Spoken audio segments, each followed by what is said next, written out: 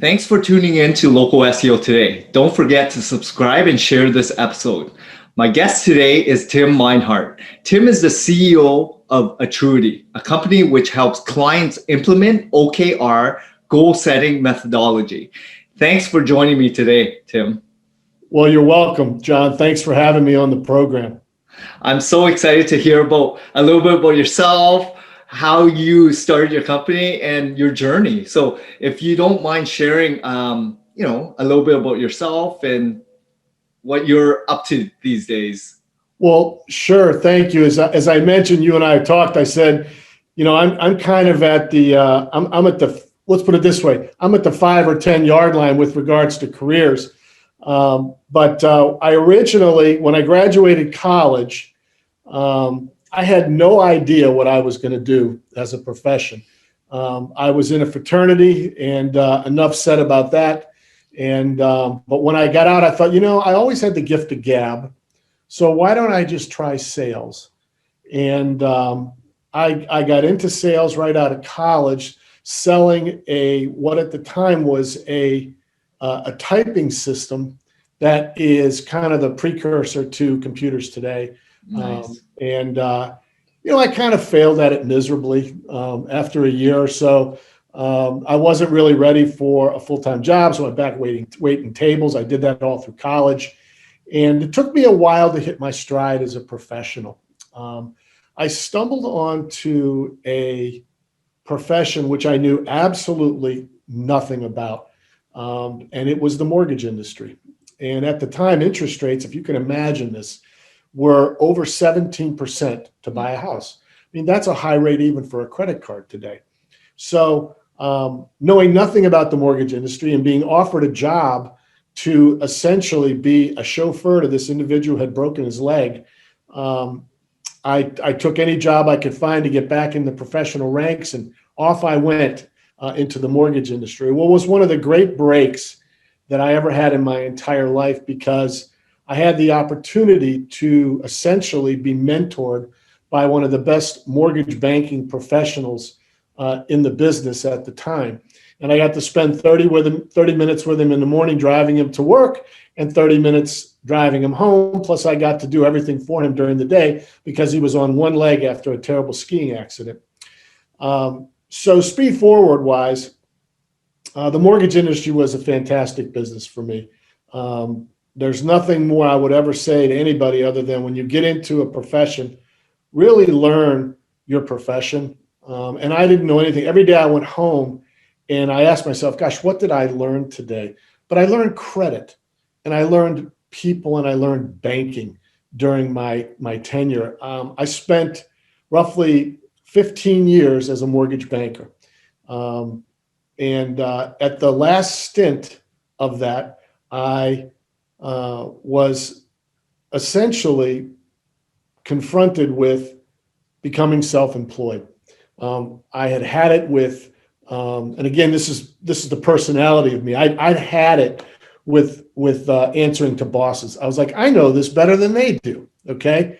And so it was my first foray into being self-employed. Started my own mortgage company, and was very successful in that endeavor. However, the mortgage industry began to change a little bit, John, and it became very litigious. And I began to just grow away from mortgage banking and really wanted something else. There's a great book called Who Moved My Cheese? And if you haven't read it, it's about people changing careers. And, you rustle around for a while and you can't find your cheese. And lo and behold, you make a turn or something goes the other way, and a break happens, and boom, there's this new whole mound of cheese that these mice in the book, then they eat, and they're happy there for a while until they run out of cheese. And it's who moved my cheese, and you got to move around in life.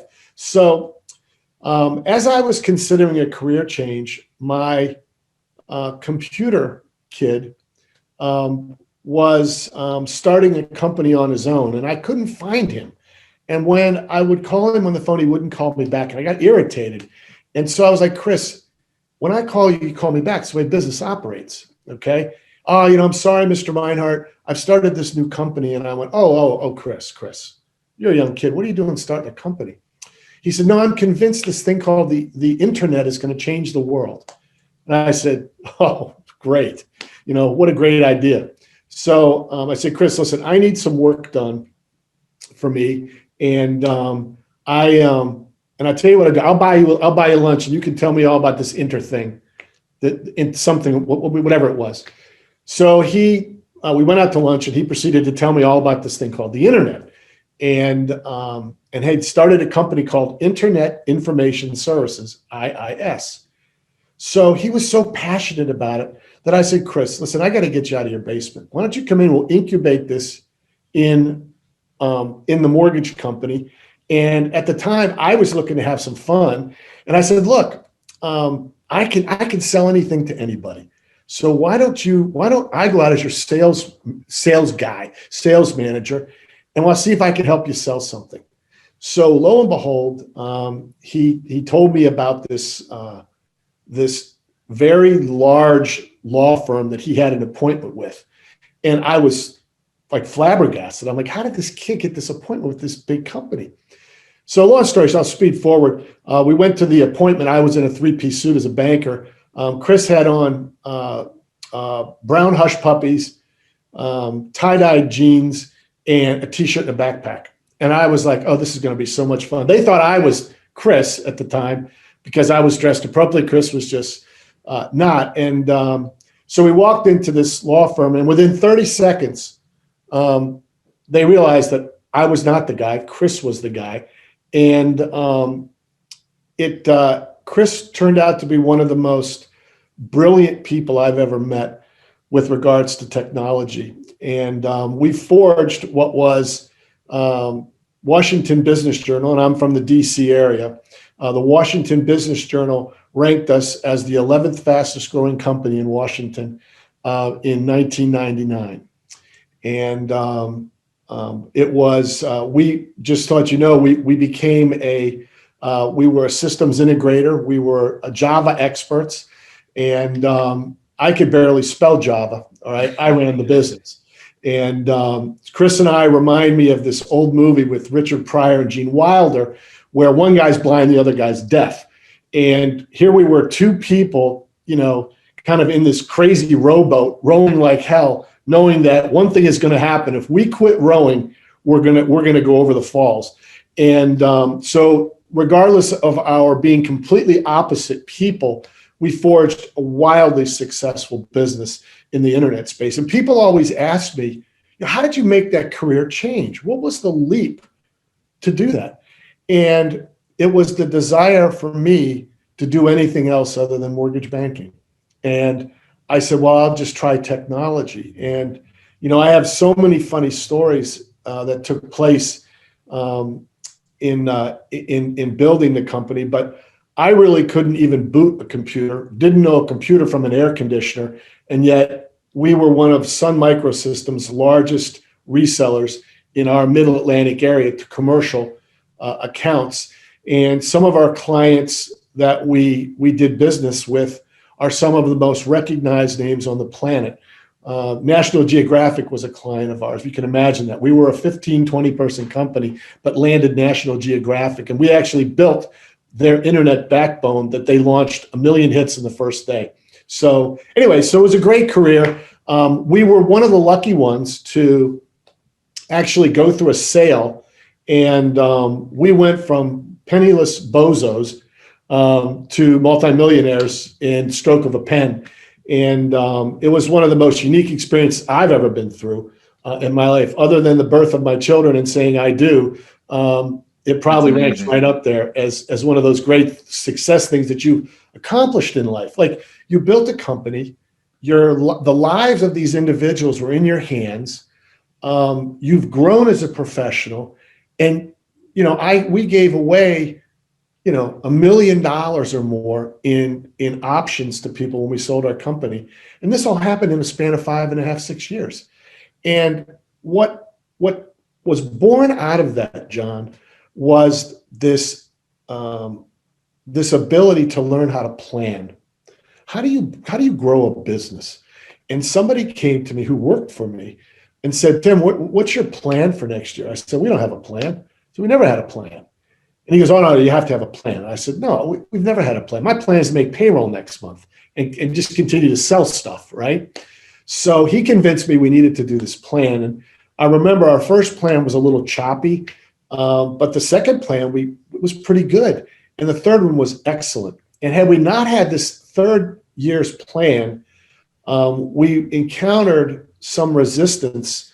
And through our ability to shift our plan quickly and change our organization on a dime, we ended up continuing to flourish and ultimately sold the company. So planning was always something in my mind that said, if you are going to be successful as a business owner, a small business owner, you got to have a plan, because if you don't have a plan, any road will take you there. Okay, kind of thing. And so I always liked it. And I wrote this manifesto on my LinkedIn page and said, and showed this way that we did this planning. So speed forward. So I've done consulting work since then. I ended up starting a staffing firm, which I did for several years. And then I was building houses and finding my way along the way. Everywhere I looked, John, there was no cheese. and so who moved my cheese?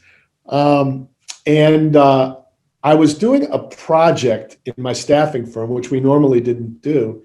And what took place from there was somebody asked me to do a strategic plan for, this was a publicly traded company, for their IT department.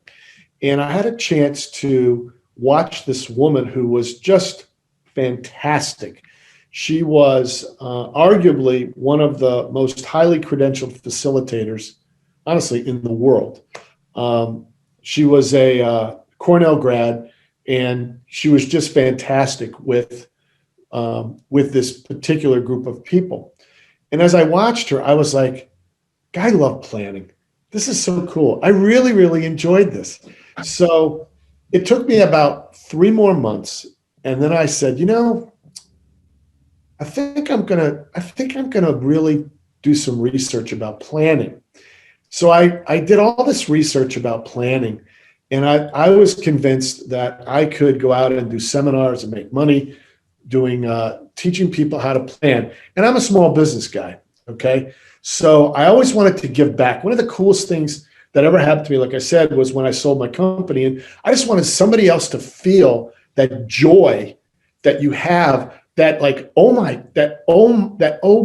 God moment when you sell your company. My hair stood straight up on my arms. It was so exciting. And so I went back to planning, and I did all this research, and I found out why things worked, and I was convinced, and I started Atruity. This is how I started Atruity. And so here I was again, I could see the cheese, but I didn't really know if it was cheese. Could be a mirage, because I'm in the desert at this point. I haven't found cheese in a while. I've tried a bunch of different things, but I never gave up on finding something that I was passionate about. And I've always been passionate about seeing other people succeed. It's one of the great joys in life that you have is watching people who you've mentored and trained. And I did a ton of that in the mortgage industry. In fact, some of the people that I trained and brought into the mortgage industry have become very successful within the mortgage industry here in the Washington, D.C. area. And so I wanted that give back kind of deal. And I remember calling this woman up and saying, I'm going to start this company again. And she said, well, come on up to Philadelphia. Let's have lunch and let's talk about this. And she said, Tim, I don't think you know what you're getting yourself into. And I was like, oh, no, you tell me this. All right. I'm all excited about this. Right. So she basically said, Tim, you better find out why these plans fail. And I went, what? Why these plans fail? And I kept thinking in my mind, I don't have any idea why these plans fail. So I went back to the research, and I researched, and I found why organizational plans fail. So we speed forward a little bit, and I happened to wanted to have a meeting with someone who I had known both personally and professionally for 20 or so years. And I was hoping that he would introduce me to this other company that had a whole host of smaller businesses that I could possibly sell my methodology to. So we got about 3/4 of the way through the conversation, and he said, Tim, would you do this for my organization? And my jaw dropped. And I said, I would be honored, flattered to do that. Well, that was the beginning of Atruity. And then he said, I want you to read several books. One of the books he had me read was a book by this fella, John Doerr. And the book is Measure What Matters. So when I got the book, this gentleman, Paul, had asked me, Tim, this is the planning methodology that I want to put in our business. Can you do that? And of course, as a small businessman, what was my response, John? Of course I can, right? Of course I can. So I read this book, and I got about 1/4 through the book, and I had one of those aha moments. And I was like, this methodology is fantastic. It resonates with the small businessman. It resonates with the large business executive. I said, it takes a particular individual to do this. And I jumped into this objectives and key results, or OKRs for short, methodology. And ultimately, that's how Atruity started as a business. He's still my client. They are very successful.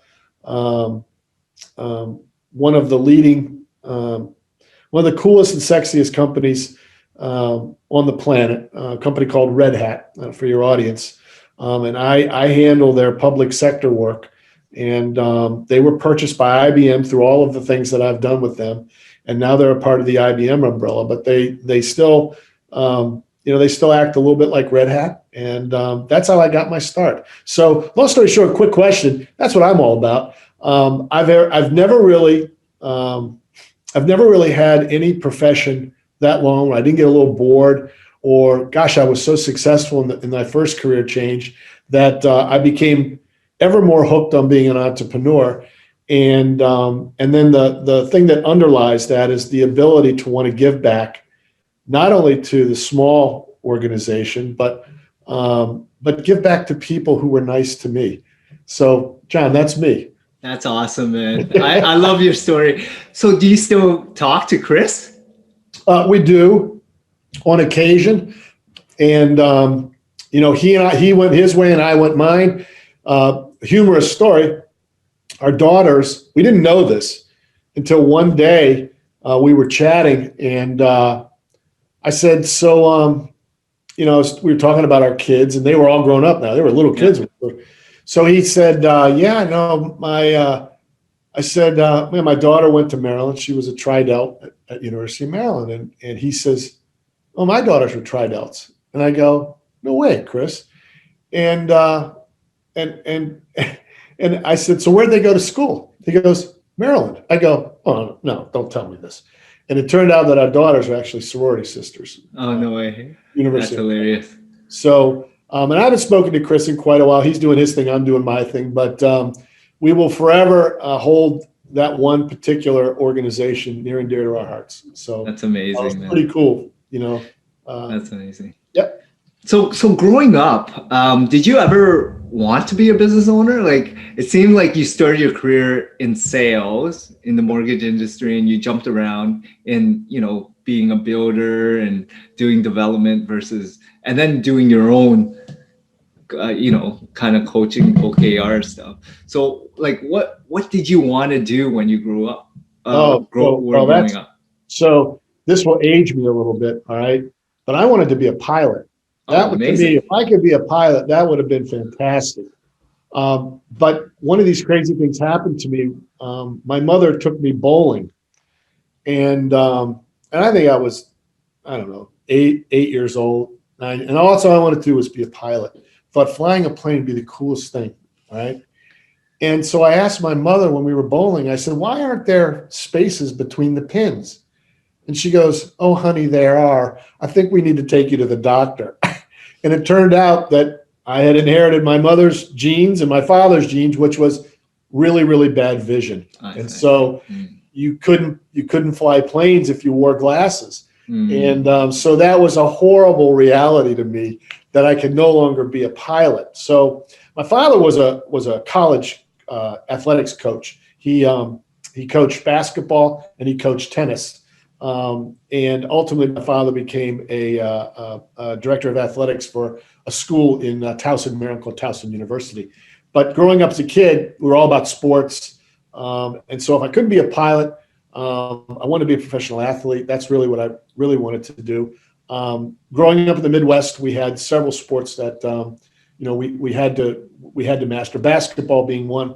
I'm a fairly tall guy. I love basketball, but I had this weird situation happen when I was a kid where my grandfather was a country club manager.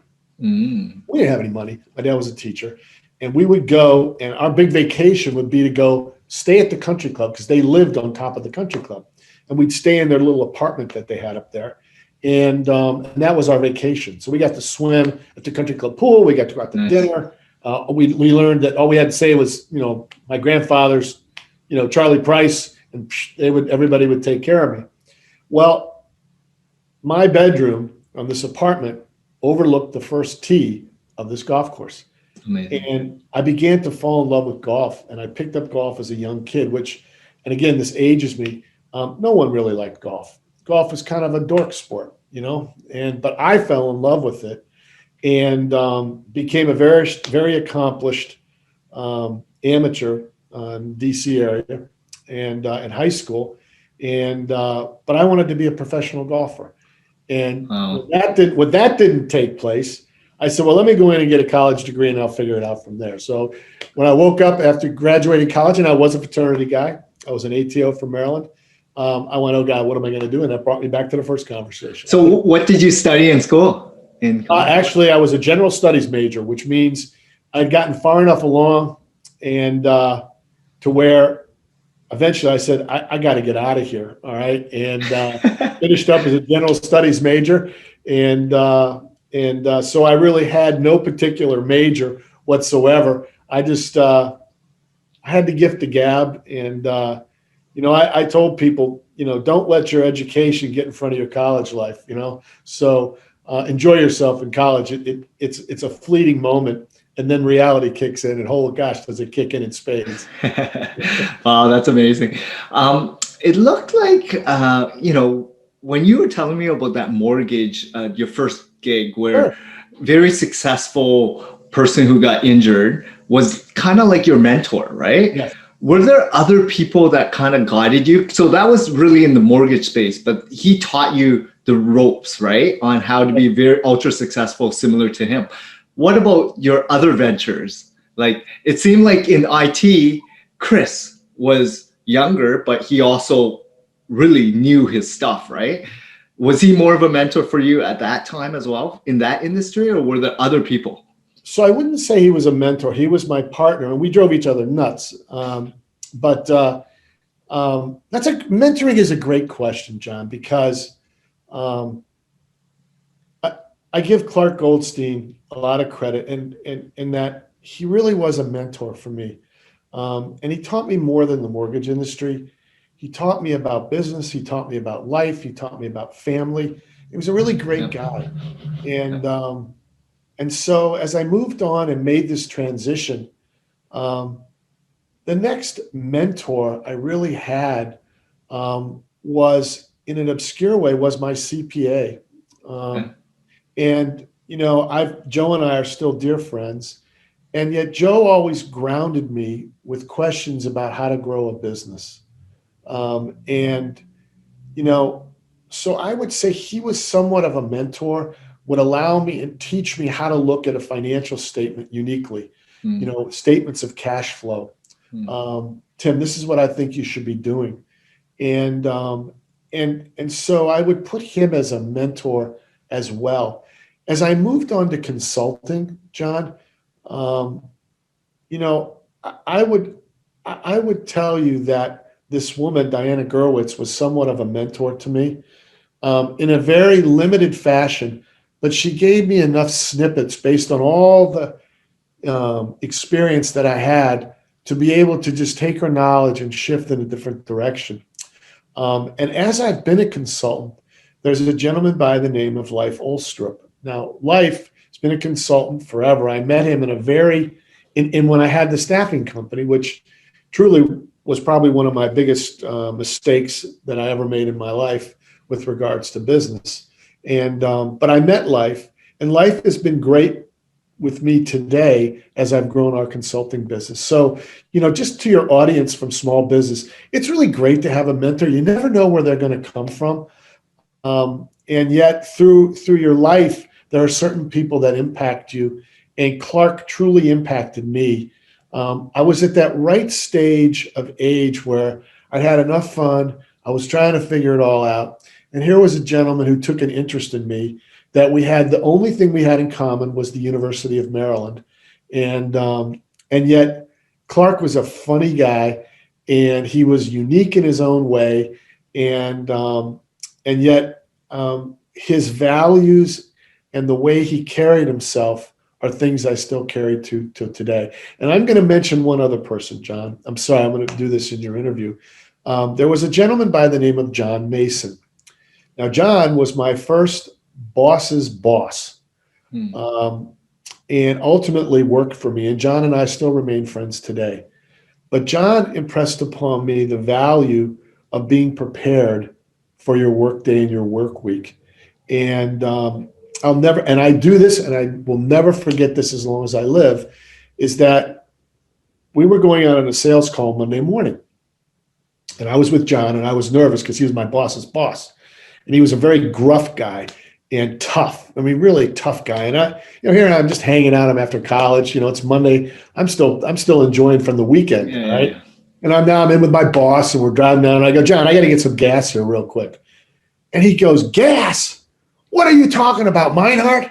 He goes, how could you start your week not being prepared? This is your only thing you need to do in life. Blah blah blah. He goes on, and I'm like, oh my God, he's upset at me already. And he was upset that I wasn't prepared. And being prepared meant having gas in your car. And to this day, John, on Mondays, I make sure my gas tank is full.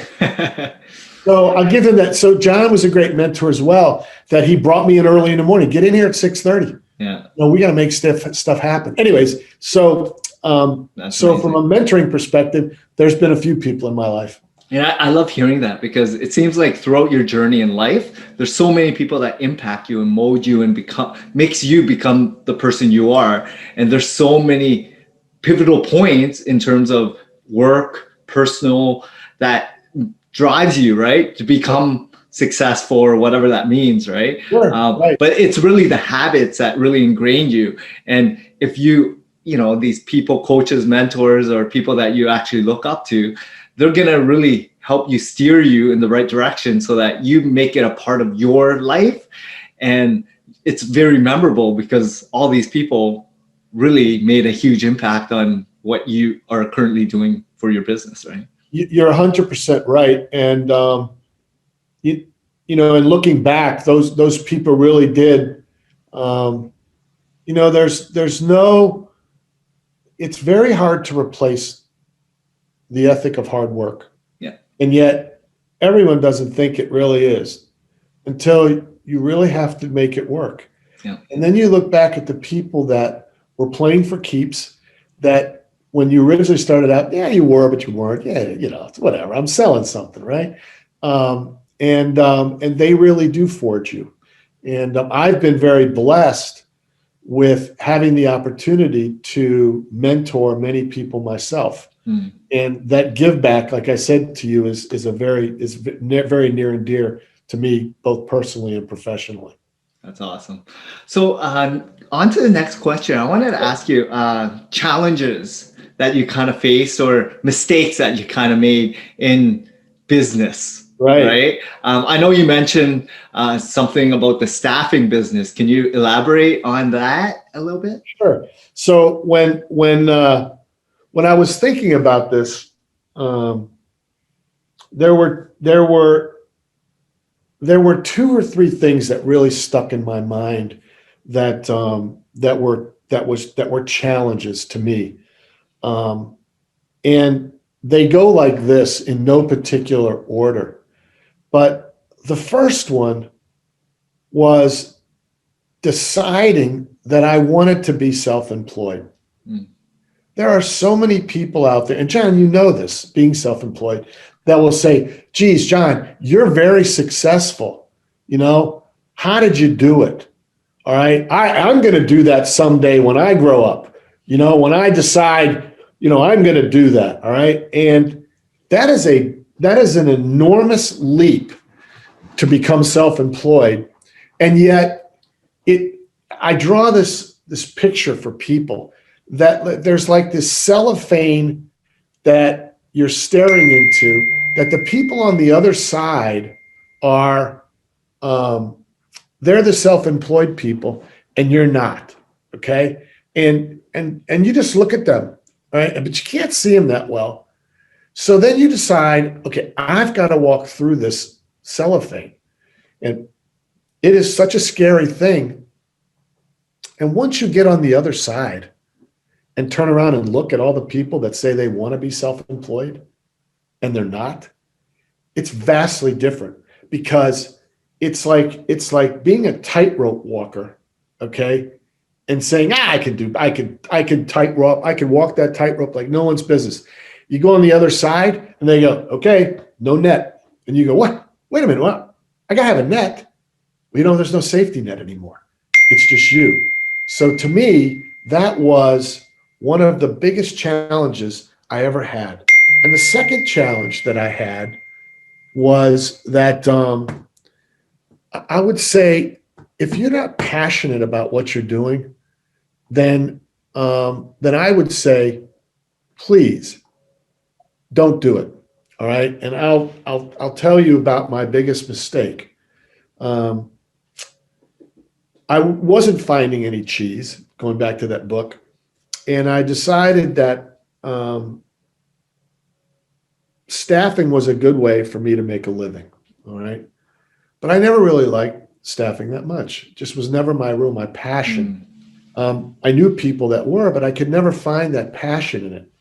And as a result, I really wasn't successful at it, because it became more like work. And there was this one, when you're passionate about what you're doing, you'll find yourself many times as self-employed, like, what do I do next? Like, gosh, this is not working. And you have to develop this mentality like you do in golf. Like, there's another shot. We still have a chance.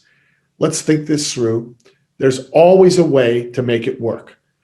So when you don't have passion, you begin to not find those solutions. But when you're passionate about something, you'll find them, because you will succeed. All right. You will not give up, because it's not in a human being's nature to give up. We give up if we're not passionate. So if you ask me the mistakes and challenges, those would be some things that I think listeners would love to hear about, that it's actually making that step, taking away the fact that you no longer have a net, but making sure you have passion enough to succeed.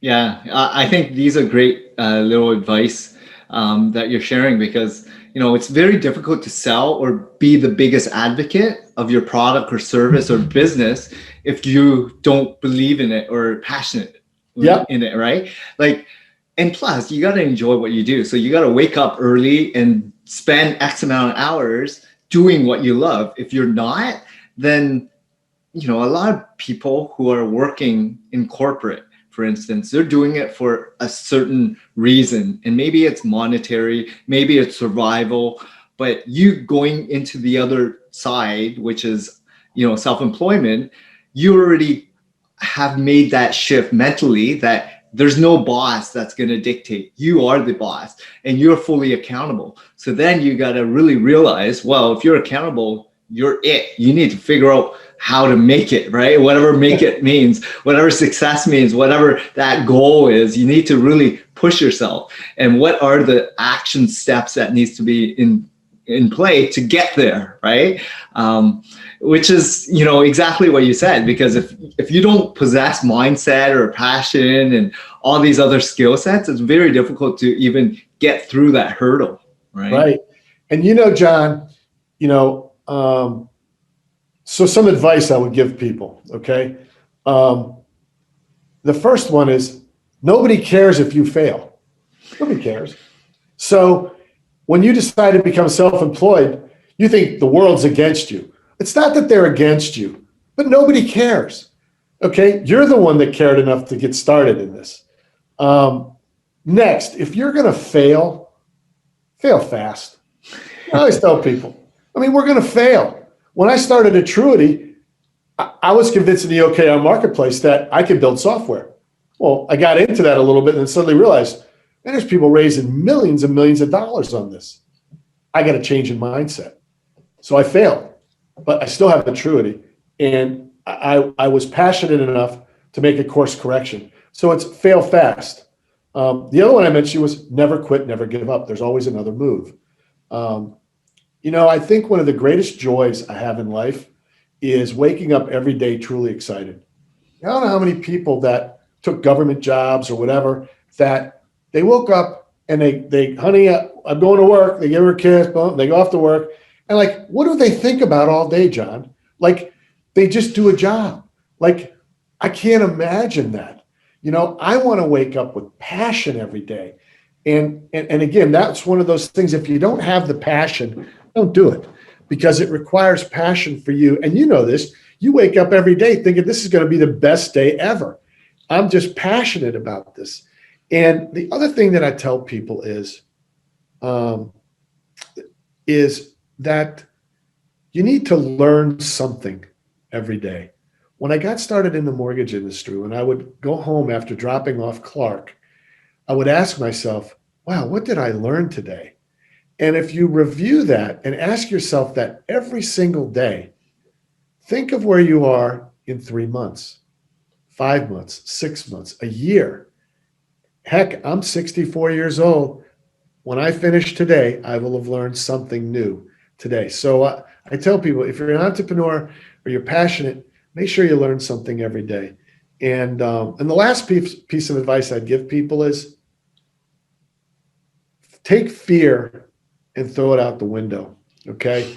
I don't fear. Okay. Because you have to stand on your own 2 feet. Are you good enough or you're not good enough?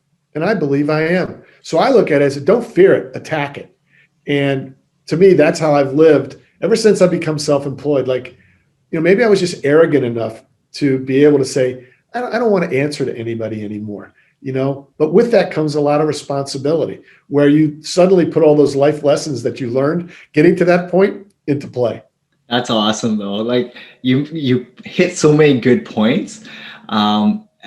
Like from curiosity to, failure happens, right? It's how you pivot, how you move forward, and minimize the mistakes, but also it's all about like being optimistic, right? Because fearful is not optimistic. Be in control and control what you can do, and don't let anyone dictate that, right? Things that are out of our, nature, like, unexpected events, they will happen and they are a part of life. But things that you can control, you can actually dictate the outcome, right? So Sure. all these things are really, really great points, because I read a lot. I, take everything that you've mentioned, and I'm always trying to incorporate some little tidbit to my day, to Right. my business. And that's all it is. Little small improvements every time. And yes, some might not work, some might work, but it's okay to try, right? And a lot of people are scared to even try it. They're scared to try, John. Isn't that the truth?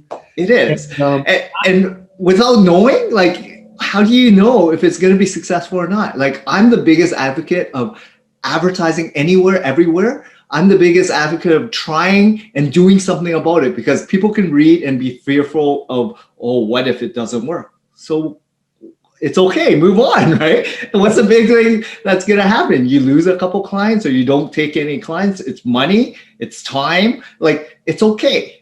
It's a journey, right? So look at the long term, right? Well, that's, as I shared with you, like if I told somebody or anybody said to me, so Tim, what was your life journey? I'm like, oh, I've had a blast, And I share with your audience, I remember distinctly when I was in college, um, I lived at the beach every year, and we had so much fun at the beach. But I can distinctly remember walking the beach and asking myself, like, how's my life going to turn out? Like, how's this going to be? And, you never know whether you're going to get married, whether you're going to have a family. And I am so blessed. I've been married for over 35 years, and I have two lovely daughters. John, you've had the pleasure of meeting one of my daughters. And that is one of the really cool things, is when your daughter can actually spend time with you and work with you. But I've been very blessed, and and you're right. And part of that being blessed is having that passion to wake up to every day. I look at pillars in my life, and I kind of say them humorously, but they were kind of the three F's. And the first one is it's family. I think that's a big deal for people. It's hard to be self-employed if your spouse isn't someone that likes or enjoys the fact that you're out on the edge. Okay. I was so blessed that my wife, her father was self-employed. So she sees me with my head hung low at dinner, and then my resurrection at night, and saying, we're going to go tomorrow. And she's lived with me both through the ups and downs and the challenging times. People will ask you, or they think it's so glorious. Hey, you built a company and sold it. You're self-employed. I always wanted to do that. And I'm like, well, take a look at my back. You'll see all the scars that come with it. The sleepless nights, the up at 4 a.m, working weekends. 9 to 5 isn't even a word I even really know what it means. So family's a big deal. Second big deal is friends. I've been blessed in life with kind of an outgoing personality. So for me to make friends and be around friends, it's just something that comes very naturally to me. Networking is a critical component to building one's business. You have to be out there. You have to be meeting people. And one of the things that's most important about meeting people, John, is finding out about them. Okay? They don't care about you. They care about themselves. I play a lot of golf, and I'm actually a pretty good golfer. And people are intimidated to play golf with me. And I always tell them, I say, guys, here's the deal. I don't care what I shoot, okay? And I don't really care what you shoot. I'm just out to have fun. So, but it's amazing. People will think about their game, okay? What are they doing? So when I talk about friends, I'm more interested what's going on in their life. So get out and get to know some people. You and I just met recently, and yet I feel like I've talked to you for hours on end because you share a great passion with me. So the second F is friends. The last one, believe it or not, goes back to my college days. It's fraternity. And fraternity is all about kind of a common set of experiences. When I joined a fraternity, it was meeting people who I still am very good friends with and have been and will be for my entire life. They mean a great deal to me. But my fraternity's expanded and included now people that are of like minds to me. So I think those three things sometimes are good pillars to have. And yeah. Yeah, I love the fact that you mentioned, being grateful. And, that is such a big thing because people forget and sit down and kind of reflect, right, on what are really important in their lives, right? And for you to do that with your wife and throughout the different stages of your business and, even early days when you're at the beach, right? To really figure things out. What does your life look like, right? What does it want to be look like? And then over the course of the years to really navigate and take in bits and pieces of great people that you really aspire and want to become, right? A lot of people are very, introverts, I would say, and they rely on information that might not are as accurate as you may think it is. So images or social posts, they perceive and they're out to sell you something. But if you actually get to know someone, if you go out there and make real friendships, real conversations with real people, you'll really figure out like if they are legitimate in it for the right reasons or not, right? Yes. Once you start reading people, but that it is an art as well, because you've been in sales, myself included. We can actually know if the questions that you ask, the way, the tone that they say it back at you, all these little subtle things that we read people, right? You can tell if they are good people or not just by their actions, right? And the way they talk, the way they say, certain, nuances, right?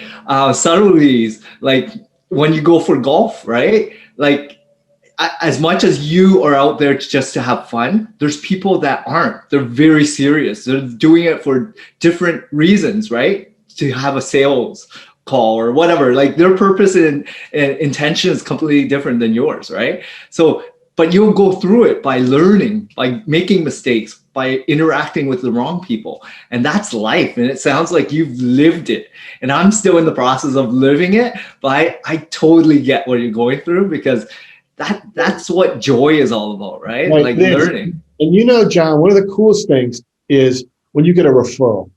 Oh, yeah. You've met somebody, they like you, you like them, and you've done good work for them, and they refer you to somebody else. I feel honored. I'm like, wow, they took the time to say, this is the fella to talk to. And that means the world to me as a person, because it means I made that cool connection, and they're friends with me. And they'll be friends with me for a very long period of time. And ultimately, that's what's really important, Yeah. So, and referrals are so pivotal for small business owners, right? Yeah. So, but you have to really focus on like your core values, right? Really take care of your customers, really own them, and build that solid connection and relationship, right? And a lot of people don't even think about that longevity. They think about the transaction. They think about the sales, right? They forget about after sales. They forget about the service. They forget about like everything else, right? Very short-minded people out there. And if you do a good job for somebody, they'll refer you to a lot of people. Okay. And yet, even if you don't do business with them anymore, they're there always as a referral, and you never know where your next sale is going to come from. Exactly. So, I always say, just be good, take care of people, help everyone out, because you never know who you're going to run into or impact, or, just do good as a human, right? And don't expect anything, right? Because the best kind of things that happen in your life are the ones that are unexpected, right? It hits you when you don't expect it at all. Like when you're down, when you're miserable and depressed, something positive will happen. And it's like karma. It's weird. I would say karma is a great word, because, I believe in people. Okay. And I believe that, if you do good by everybody, ultimately what goes around comes around. Exactly. And that really is karma. Exactly. Well, thanks a lot, Tim. This has been such a great conversation we had. Thanks a lot for joining us on Local SEO today. If you can share with the audience members, how can any of them get a hold of you directly, or any of your social handles? Absolutely. So, our company is Atruity1, the number 1.com. You can find me on LinkedIn, Tim Meinhardt, MEINHARDT.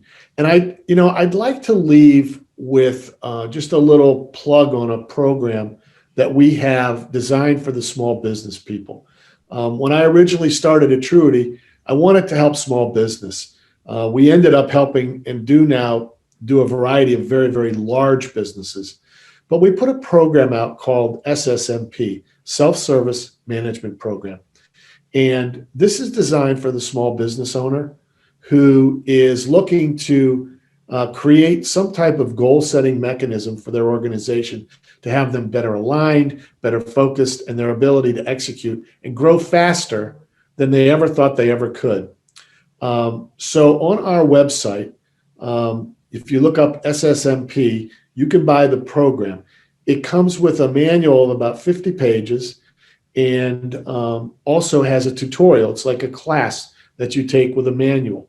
Once you've taken the class, you should be able to know how to implement this inside your organization. We also have a Facebook community that you will be able to be a part of, where once a week you can sit in for an hour, ask any questions you want, get to know some of the other people that are doing these OKRs and objectives and key results. And it's a great place for you to continue to grow and service your business. So as a small business people, consulting is something that really, you and I talk about expertise, where you really do want to outsource the best expertise. If you don't know it, sometimes it's better to buy expertise than it is to try to do it yourself. But we do have a self-service management program. And then if you want additional consulting help, we're there to help you along the way. So that's how to find us. That's how to find me.